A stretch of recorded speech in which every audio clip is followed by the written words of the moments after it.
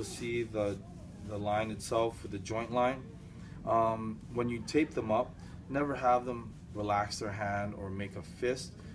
Have them open hand and splay their fingers as much as wide as possible, so that when you apply the tape, you're almost an expanded type of we call it. I guess I'd say it's expanded, the wrist itself, so the Guyon tunnel and all those other ligaments won't be compressed, so you won't get neuropraxia or blockage of the artery, which is highly unlikely. So when you have expansion of the hand, open and splayed, then that's when you start taping. A lot of people ask, why not put one continuous roll? Okay.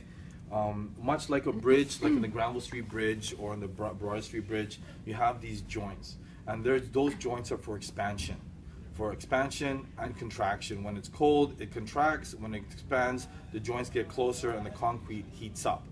Same thing here. I'm sorry, your name was. If Kim were to do some sort of flexion, you have those individual strips that will allow that type of movement, or extension, radial or ulnar deviation, or flexion of the palm, or making a fist. Okay, so first thing you do is have the person open up their hand. I like to do it like this as opposed to this. It's a little bit more difficult because you have to go across the plane. But if you're doing it this way, it's more vertical, it's a lot easier to tape. Okay, almost an anatomical position. Hand is open and flat, just like that. I know anatomical position, you just like this, okay? But open and flat. Your hand. Take the first strip. You locate the line as to where the flexion of the wrist would be, okay? And usually it would be delineated with some sort of line here before the palm. Okay, open your hand. I'm gonna do one strip, just over the line, just roughly over the line, and then you open your hand. Perfect. Now, it's totally relative to the person's anatomy. You've got a gentleman here who's somatotype is slightly larger. He's got bigger bones, thicker wrist. Smaller women obviously have smaller wrists. So she would probably only need maybe two overlapping strips, so to speak. But he will probably need 3, okay? So open your hand, please. So I would just put one over the joint line as close as possible, but not impeding the ulnar or radial deviation, okay? Or the thumb, because some football players or what have you would want full function of the thumb. If you tape up too high, what's gonna happen is it's gonna impede their flexion, extension of their thumb, okay? Or even rotation.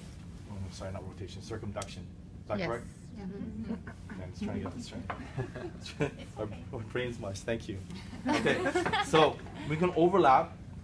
Again, now for him, I would overlap by 50%, but this might be a little too high for her. So I could just overlap by approximately 80%, just like that. Okay, and I'll just open your hand, please. Okay, you always have to give reminders, just because sometimes they get more relaxed, just like boys, they just relax and not go into la la land. So we'll do another one here. And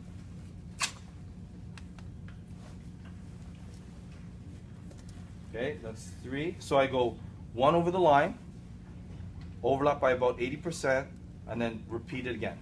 And that's all you need to do. That's it.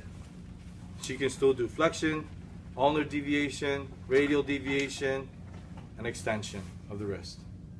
Okay? Now, if I were to tape her again with a relaxed hand, she will have difficulty actually expanding her digits and opening up her palm. Okay?